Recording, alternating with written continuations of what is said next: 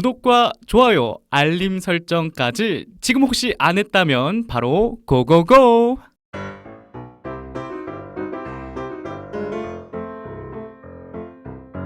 세상의 모든 콘텐츠를 리뷰한다. 콤뷰. 안녕, 난 호야야. 안녕, 난 이브야. 콤뷰는 스포일러를 포함하고 있어. 재밌게 들어줘. 오늘 우리는 MBC 드라마 수사반장의 프리퀄 수사반장 1958 1화부터 4화에 대해 리뷰할 거야. 재밌게 들어줘. 먼저 줄거리 소개부터 해줄게. 경찰과 깡패들의 유착관계가 판을 치는 1958년. 부패한 권력에 맞서 정의를 지키려는 형사들의 이야기. 1971년부터 1989년까지 흥행했던 수사반장 최불암의 젊은 시절을 그린 드라마에 대해 이야기 나눠볼까 해. 첫 번째 키워드 볼까 말까. 이분은 이 수사반장 1958 어떻게 봤어? 나는 추천해. 추천해. 오, 진짜? 사실 개인적으로 막 재미가 있진 않았어. 뭐? 잠깐만, 재미있지 않았는데 추천한다고? 그 이유가 이 드라마를 내가 찾아보니까 정말 역사가 깊은 드라마더라고. 1971년부터 무려 1989년까지 방영된 드라마 수사반장의 프리퀄, 즉 후속작이야. 1화의 시작 부분에 최불암 배우가 괜히 출연한 게 아니었더라고. 그래서 재미는 없는데 2부 스타일은 아닌데 맞아. 역사가 깊으니까 추천한다. 그러니까 어디서 본 거 같은 인물들과 특별히 신선하지 않은 스토리. 그럼 추천한다는 게 그런데 아니잖아. 역사가 깊어. 최불암 배우님이 나오셨어. 최불암이 출연했다는 사실 하나만으로도 난 볼 가치가 충분하다고 생각해. 그치. 나도 그건 동감해. 호야는 어땠어? 나는 눈물의 여왕이 이제 끝났잖아. 맞아. 되게 아쉬워. 아쉬워. 진짜 재밌게 봤나 봐. 눈물의 여왕은. 김수현 얼굴이 재밌었지. 그치. 이 눈물의 여왕이 끝난 시점에서 또 다른 드라마를 찾는 거라면 나는 추천이야. 물론 나는 아직 눈물의 여왕 6화까지밖에 못 봤어. 하지만 그만큼 이 수사반장 1958에서 나오는 캐릭터들이 개성이 있어서 재밌게 봤어. 그리고 당시 시대상을 촬영 세트와 소품을 통해 잘 그려낸 것 같아서 너무 좋고, 다만 아쉬운 점은 이 범인을 잡을 때 임팩트가 있어야 되는데 조금 매가리가 없는 느낌? 맞아. 뭔가 이게 딱 개연성이 있어야 되는데 갑자기 이렇게 잡힌다고? 맞아. 그래도 캐릭터성이 좋아서 난 추천해. 두 번째 키워드 인물 분석. 어떤 인물 골라왔어? 이분은? 나는 사심이 담겼는데 이재훈 배우를 선택했어. 잘생긴 배우 이재훈. 우선 비주얼적으로 제일 눈에 띄더라고. 그치.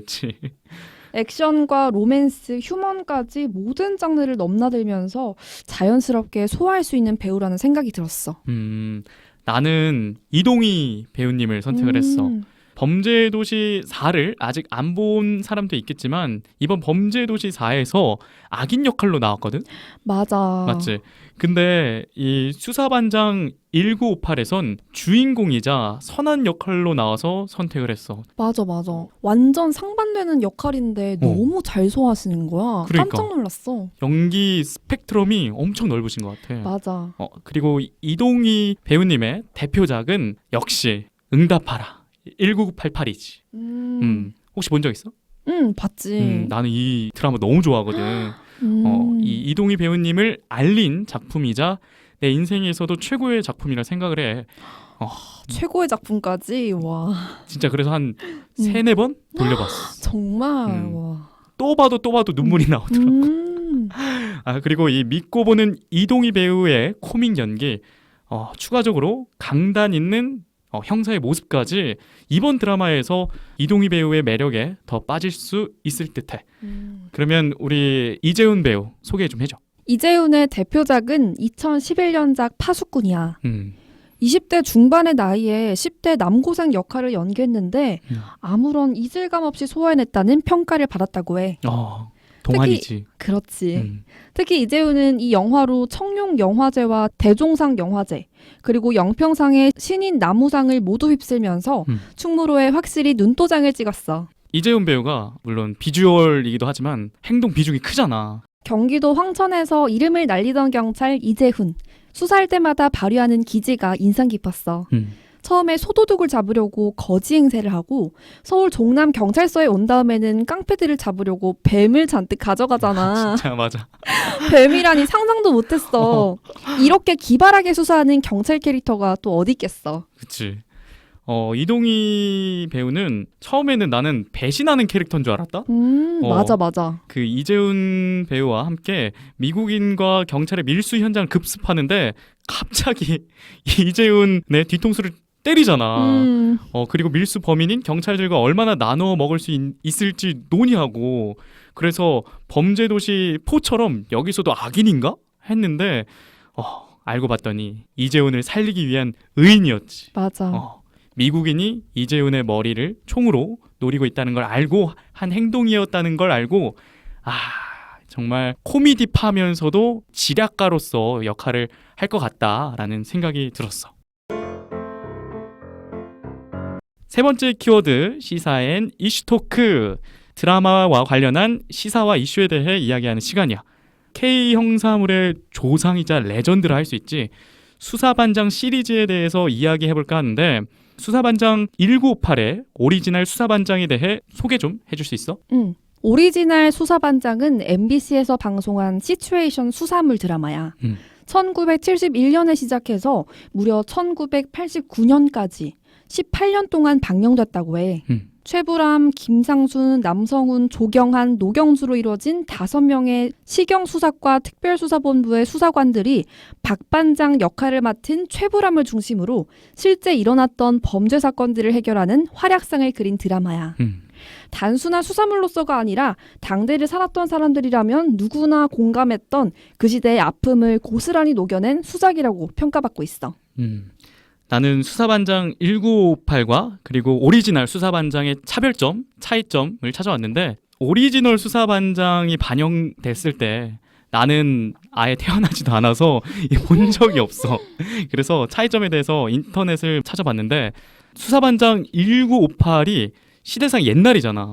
엄청 옛날. 그래서 지금 볼 수 없는 배경들을 가지고 드라마를 촬영하고 있는데 회차당 20억이 들었다고.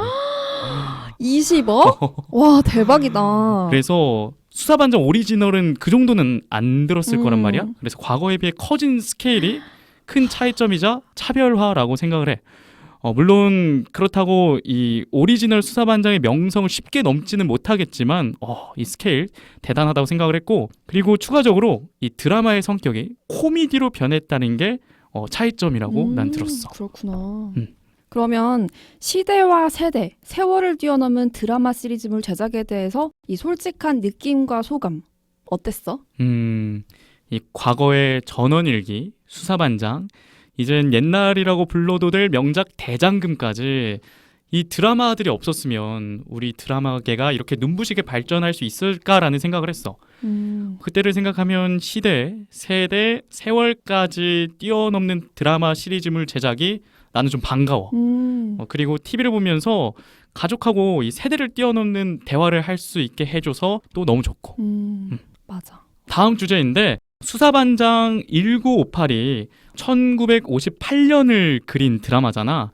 그때 당시 시대 상황에 대해 한번 이야기해볼까? 좋아. 내가 간략하게 1958년을 설명해주자면은 1958년은 이승만 정권 자유당 시절이라는 시대적 어둠이 깃든 시기였대.